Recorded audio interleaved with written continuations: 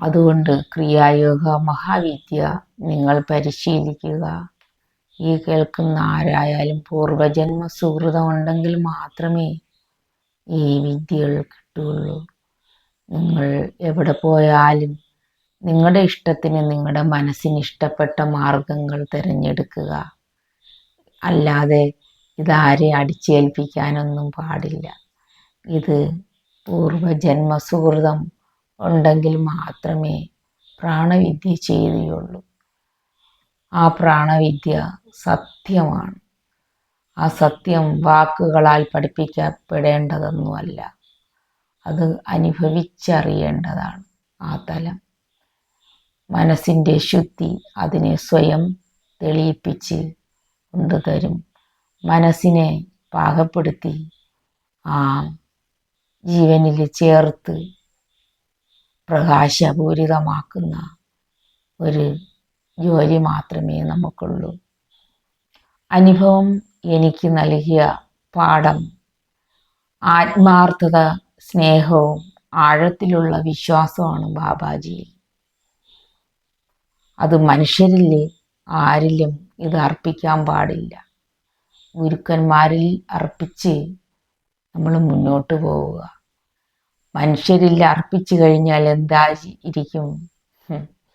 അതാണ് മനുഷ്യനിൽ ആശ്രയം വയ്ക്കരുത്, ദൈവത്തിൽ ആശ്രയം വയ്ക്കുക. എപ്പോഴും അത് തന്നെ ആയിരിക്കണം. മനുഷ്യൻ മാറും, ഒപ്പം അതിൻ്റെ മനസ്സും മാറും. ആ മാറുന്ന മനസ്സിനെയാണ് നമ്മൾ കരതലമാക്കി പ്രാണനുമായിട്ട് നമ്മൾ ഒരുമിപ്പിക്കുന്നത്. ഇതൊക്കെ നമുക്ക് സ്വയം തിരിച്ചറിയാൻ പറ്റും.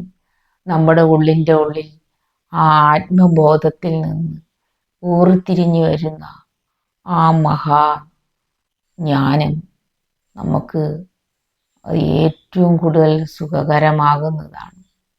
അതുകൊണ്ട് നമുക്ക് ഒറ്റപ്പെടലിൻ്റെ ഒരു വിഷമങ്ങളൊന്നും ജീവിതത്തിൽ ഒരിക്കലും വരില്ല. കൂട്ടിനായിട്ട് മഹാപരമാനന്ദം നമ്മളെ കൂടെ ഉണ്ടാവും. താൻ തന്നെ തിരിച്ചറിയുന്ന നിമിഷമാണ്. തന്നെ തിരിച്ചറിയുന്ന നിമിഷമാണ്. അനന്തരം ഈ പ്രപഞ്ചം മുഴുവനും താനായി തീരും. ഞാനെന്ന ഉണ്മ അത് സത്യമായി തീരുന്ന ഒരു ഭാഗമാണ് ക്രിയായോഗം. ആ ക്രിയായോഗം കിട്ടിയ എല്ലാവരും പരമഭാഗ്യമുള്ളവരാണ്. ജയ് ഗുരു, ജയ് ബാബാജി. ആത്മനമസ്കാരം.